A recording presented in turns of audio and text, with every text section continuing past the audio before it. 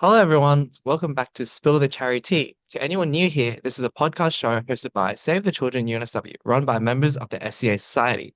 Within each episode, we delve into topics surrounding university life and volunteering, aiming to show how uni students such as yourselves can get involved. I'm Jason, and my co-host today is Kira. We also have Jane managing our podcast. Today, we have a very special guest, Hannah Jennings, Community Fundraising Coordinator of Save the Children Australia. Save the Children is one of the largest independent global nonprofit organizations dedicated to helping vulnerable children attain the right to survival, protection, development, and participation, improving the lives of children across Australia, the Pacific, and around the world. Driven by a passion for connecting people with purpose, Hannah empowers communities to make a real impact. She supports and guides fundraisers in turning their ideas into meaningful campaigns through building strong supportive relationships while using digital platforms and data insights to enhance impact. So, Hannah, how are you doing today? Yeah, I'm good, thank you. Thanks for that lovely introduction. Do you want to give a bit of an introduction to who you are and what you do? Yeah, of course. So I've been at Save the Children for nearly 5 years. So I started in the supported care team, so answering the phones and responding to emails. And then I moved into community fundraising. And community fundraising is such a great place to work. So I work with community groups, schools, universities, small businesses, and individual fundraisers whenever they want to make a difference for children in Australia and around the world. Wow, that's really good. What initially motivate you to get into community fundraising? So I feel like it was a bit of a strange journey. So I was at uni at the time and I was looking for a job that was flexible to work with university hours. So that's where I found Save the Children working in supported care. And then from there, I was given the opportunity to step into the community fundraising space. And I really loved it from the beginning. I love working directly with people, talking to supporters, and also thinking of fun and creative ideas that people can use for fundraising. So it wasn't my direct path, but I'm so glad I fell into this space. To set the scene for our listeners, could you tell us a bit about the work of Save the Children Australia and how the organization supports children experiencing poverty? Yeah, of course. So Save the Children Australia works with children, families, and communities to help ensure that every child can grow up safe, healthy, and able to reach their full potential. We do this both here in Australia and in countries around the world. So here in Australia, our work focuses on supporting children who are doing it toughest, especially in the early years of life. That includes early learning and education programs, family support, food security initiatives, and also place-based community services. At the same time, Save the Children Australia is part of a global movement working across dozens of countries. Funds raised here help children help support life-saving programs overseas, from education and child protection to emergency responses during humanitarian crises. What really stands out to me is that Save the Children doesn't just step into emergency situations. We work a long time to address the root cause of inequality and also advocate for system change so children's rights and well-being are prioritized wherever they live. Touching a bit more on yourself on a personal Mhm. level, what drives you to continue work with child advocacy and fundraising? Yeah, so I believe that, our children are our future leaders and we want to give them the best start in life as possible. Also, children need people to advocate for them, especially in times of crisis where they can often be forgotten. And, even here in Australia, we want to make sure that children have the best start in life as possible so they can, grow up to be healthy, happy, and successful. So I feel like it's a really great space to work. And, it does cover so many areas, both at Australia, overseas, where children just were born somewhere where they may not be able to find food, and also in crises where children are so vulnerable. So, yeah, it's really a passionate area for me, and I'm glad I can work in a space that makes such a positive difference. As we know, there's a rising cost of living crisis in Australia. And Mhm. so, I guess touching base from that, how has the situation changed for, I guess, vulnerable children and families over the past few years? Yeah, so I feel like the cost of living crisis has really placed significant additional pressure on families who are already doing it tough, and children are often the ones feeling the impact the most. So the rising costs for housing, food, energy, and transport mean many families are having to make increasingly difficult choices just to get by. So for children, this can affect everyday essentials, from having enough nutritious food to being able to fully participate in school or feeling safe and secure at home. So many children are also very aware of the stress that their parents are under, which which can affect their well-being and their learning. So what we're seeing through Save the Children's work is that financial pressure doesn't just strain household budgets, it also shapes children's opportunities. That's why it's so important to invest and support and to make sure that families can meet the basic needs, and also ensure that children can grow up healthy, supported, and able to reach their full potential. No, yeah, definitely, definitely. Do you have any stories or like insights from the communities that you have from like your fundraising campaigns and supporter engagement that have stood out to you the most? I think working with so many different groups of people, you just see that everyone really wants to make a positive difference for children. So, working with community groups and university groups such as yourselves, and also even I have a supporter right now who's 87 who's doing a bike ride for Save the Children. Oh So wow. I Yeah. think, yeah, it's really cool. I think something that highlights is that, every Australian wants to do something and wants to make a difference and wants to be there for children. So it's really inspiring that even though times can be tough and you see all these sad stories in the news, that there's individuals and groups and businesses every single day who want to make a difference. Yeah, that's so good. Seeing the community come together. Yeah, I want to 100%.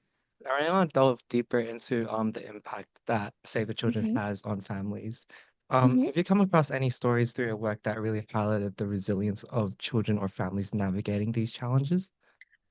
Yeah, I think there's so many stories. I think one that stands out to me is our Next Gen program in the Pacific. So it's a program where we help children become advocates, especially in the climate crisis. So, we teach them how to deal with media and how to talk to policy advisors, and how to center themselves in the narrative. And I think, it's such a great way to show that children often aren't put in places where they can advocate for themselves because we think, oh, they're too young or they don't know what they're talking about. But really, children are the ones who are going to be pushing change going forward. So I think, thinking about children in those spaces is so inspiring to me because, that must be pretty nerve-wracking to be a young person in those spaces. And I think it's just so great that they're so resilient and they're so switched on and they know exactly what's happening and they know how to advocate for themselves.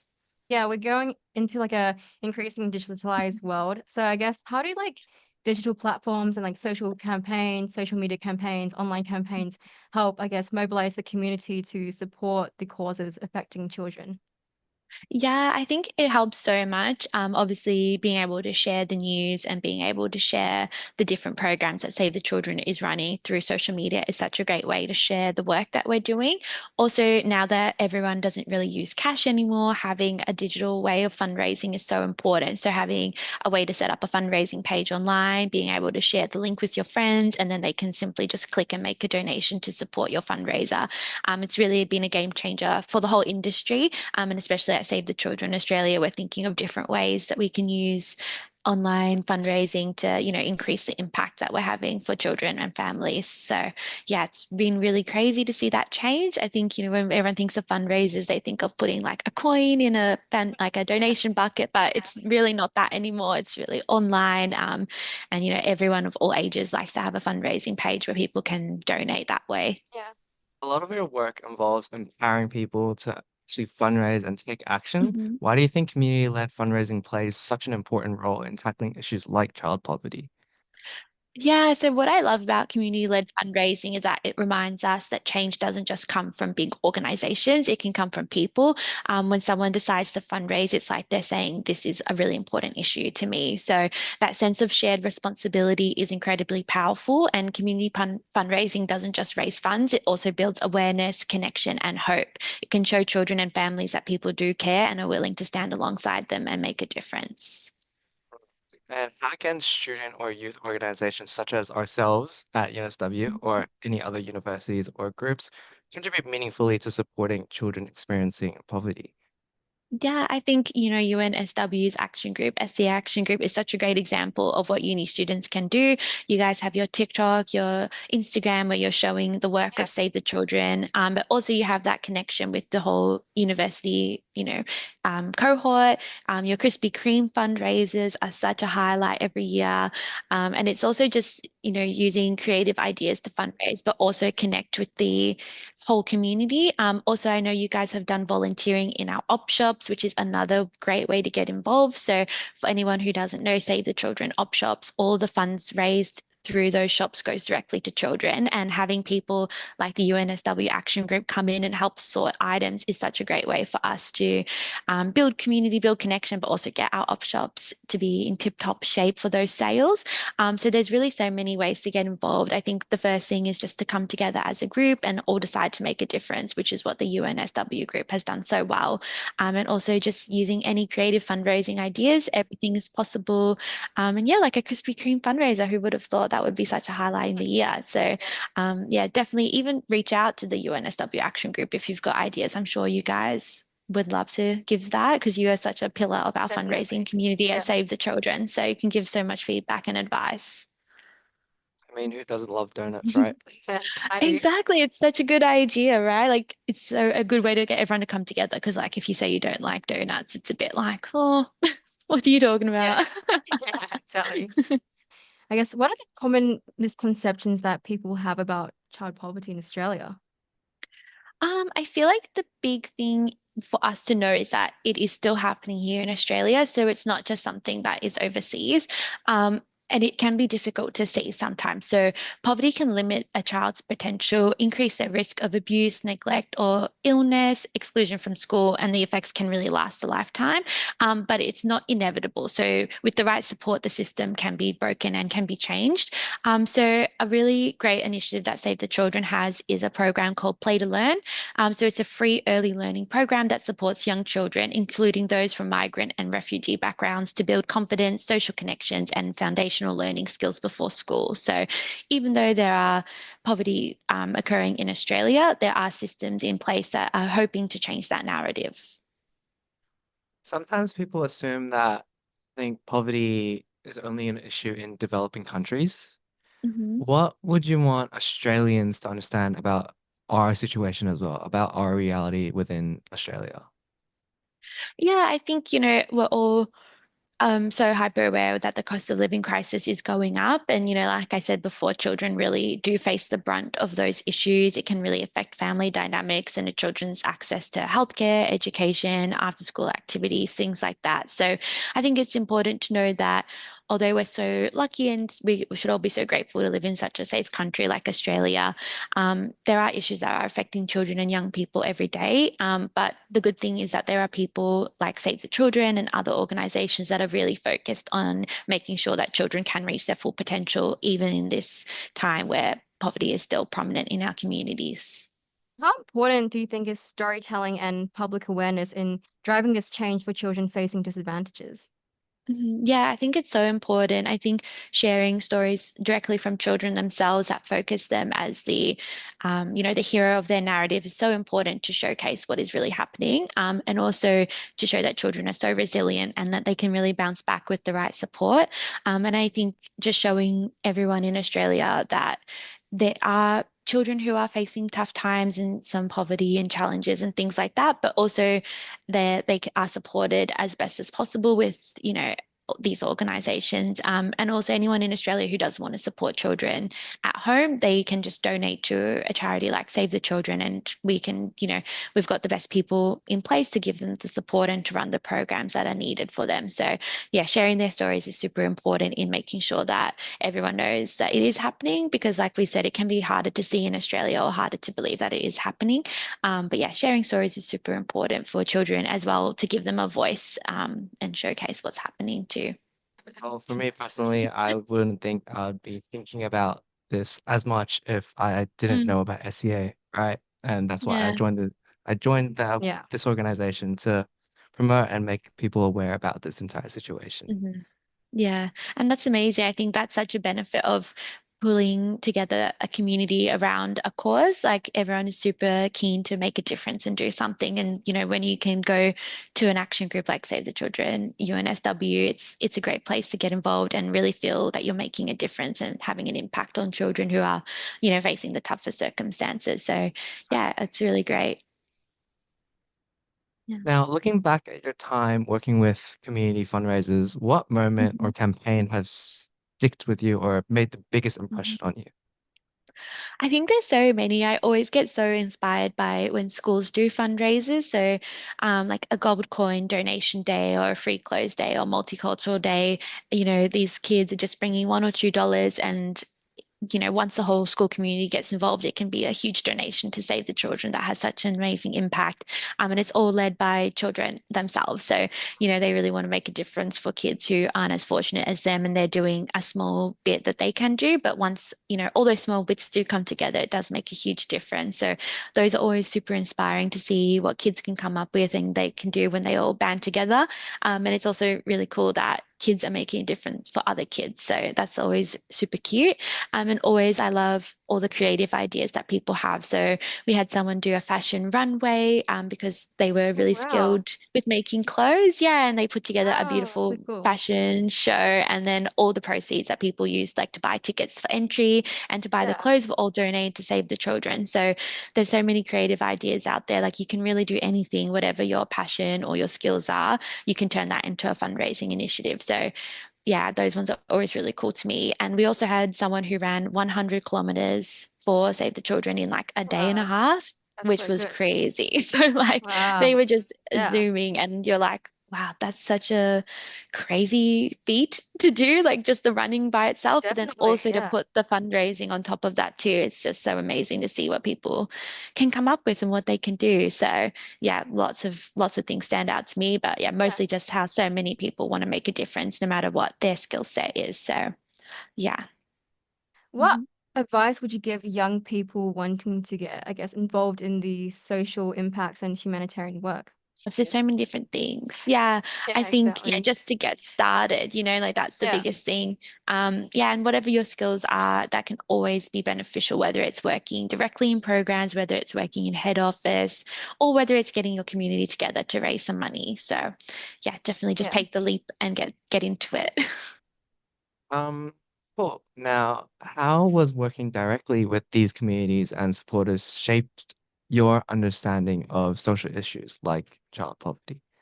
hmm Yeah, I think the main takeaway that I have for working in community fundraising is that there are so many people out there who want to make a difference. And that's just really inspired me every single day to come into work and do what I can to help these people make the biggest impact for children. And then on the flip side, hearing all the different stories of the children who are in our programs, it just shows that children are so resilient and that given the right circumstances and given the right support systems, they really can do anything. And yeah, just even people in the hardest of circumstances, they can really turn it around and have such a beautiful life after they're given the right support. So I think, yeah, there's like two sides to it. It's like I really want to keep working in fundraising and helping people create an impact for children, and also just really keep working with children because, like I said, like they're the future leaders of our planet and of Yeah. everything. So yeah, just making sure that they have the right supports that they need to become their best selves. If students listening did want to make a difference, what are some ways and like practical ways that we could support children affected by the cost of living crisis? Yeah, so the best ways are to support these organizations that work directly with children. So, Save the Children, we run so many different programs with professionals who are able to provide the support that's needed. So, my first thing to do is to pick a charity, hopefully Save the Children, and get involved through fundraising. Especially in the cost of living crisis, donating to charities is so important at this time because, we're all doing it tough with all the different changes that are happening. So, yeah, getting out there, making a difference, setting up a regular donation or doing even individual gifts if you're not someone who is confident enough to do fundraising is also a great way to feel like you're making a difference because every little bit really does count. And also, getting involved and seeing if there's any volunteer opportunities available, seeing if there's any support needed from a volunteer basis, and also checking if there's any jobs that suit your skills. So, like I started at Save the Children when I was still in uni myself, so I know that it can feel daunting to try and reach out to a huge NGO for a job opportunity, but there's really so many out there. So I think, yeah, that would be a great place to start. It's also so good for uni students to make connections in these big organizations. So even if you see a job that you may not be suited to, I do really highly recommend you apply and see what you can make of it. But yeah, also like UNSW is such a great example of fundraising and putting together a community and a social group where you can come together and have fun, but also feel like you're really making a difference. So if you're at uni and your uni also has social groups, I do recommend signing up and joining one. It's a great way to make friends and also make a difference. You said that you started working with Just Save the Children when you were in university, Hmm. and it was quite Yep. daunting for you. Yep. Do you have any advice or perhaps any strategies on how you Hmm. um overcame that, and, like being scared to join a group or maybe take Yeah. action yourself? What advice would you give to those people? Yeah, I guess like I said, like it was scary applying for like such a big organization and feeling like, oh, I'm just a uni student, like I'm not sure if I'm what they're looking for. But I think the biggest thing is just to back yourself. So even when you're doing a fundraiser, you have to have a little bit of confidence to go out there and ask people to support you. It's just kind of reflecting that energy back into yourself and having a bit of confidence to say, hey, let me put my hand up and see if I can get involved. So yeah, it can be really tough. It can be really scary, but the worst people can say is no, and then you can Yeah. just move on and try another opportunity. So, yeah, I do really recommend it, especially at uni. It's such a great time to try so many different things, and you never know if what you try is going to be your new passion. So, yeah, I just recommend doing anything you can to get involved. Just putting one foot forward, and then I feel like a community will always be there to support you. So Hmm. it's really good. Yeah, yeah, 100%. Is there any like upcoming campaigns or initiatives that we should keep an eye out for? Or Yeah, definitely. So, Save the Children Australia is really looking to get into the event space a lot more. So, oh yeah. we're doing the Melbourne Marathon for the first time this year with some Oh charity wow. place positions. So, that's really exciting. So, people can sign up to be a charity runner for Save the Children for Melbourne Marathon and have a fundraising pledge. So, instead of paying an entry fee, you have a pledge to fundraise for Save the Children Australia. So, we're really excited for that in October. And if any listeners are Melbourne based, please get in touch because we've got some spots left. But yeah, we're really hoping that we can keep this initiative going for other events in other states. Like I know Sydney Marathon is on our radar. So maybe if any of your uni student Yeah. friends are big runners, hopefully that's something that can come up in the future. But yeah, just really looking to get involved in that event space because it's so big in Australia. Like I know everyone knows at least one friend who's like a marathon runner and Yeah, there's exactly. such huge potential for fundraising in that space too. So yeah, that's definitely on our horizon. And yeah, obviously doing anything we can in times of emergency. So we've got our Middle East appeal up right now, and also our Gaza appeal is still going too. So obviously unrestricted funding is so necessary. But if you do have a keen interest in one of those areas, your donation will go directly to the kids and families affected by those emergencies right now too. Do you plan on running the marathon yourself, the one in Melbourne? No, I'm not a runner, unfortunately. Like I love Pilates, but no, Oh no yeah. running. So I'll be there on the sideline cheering on all our amazing Save the Children runners, but I won't be doing that myself. Now, before we wrap up, what messages would you like listeners to take away about child poverty in Australia today and overall about our entire conversation today? I guess biggest takeaway. Biggest takeaway. I think obviously knowing that although there's, child poverty in Australia and so many things happening around the world that can make you feel really sad or really hopeless, the main thing to remember is that there is so much hope for the future. There's so many organizations like Save the Children Australia who works with children to make a difference, to make an impact on their lives and to help them reach their full potentials. And even though you may feel like there's nothing you can do. There's so much that an individual can do from fundraising to donating to even just coming together in a place where everyone can share their feelings about wanting to make a difference. So, yeah, just I get inspired every day by our amazing fundraisers, and I hope anyone listening to this can also feel a little bit inspired to make a difference Yeah. too. And I guess that wraps everything up. I mean, thank you so much for joining us today and sharing your insights and experiences with us. It was definitely like really eye-opening to hear about the Mhm. realities of child poverty in Australia, Mhm. but also like so good at the same time to see that we have a community out there who's willing Mhm. to support these issues, and we have a lot of community action, fundraising, and simply Mhm. raising awareness is something that can genuinely make a difference. So. Mhm. Yeah, 100%. And for our listeners, if today's podcast has inspired you, we really encourage you to get involved, whether it's through Save the Children, UNSW SCA, or even sharing this podcast to others. Don't forget that even small actions can contribute to a much larger impact. Thank you all for tuning in to Spill the Cherry Tea, and don't forget to follow us today to stay updated on future episodes, and we'll see you next time. Thank you so much, Hannah. Thank you so Thank much. you.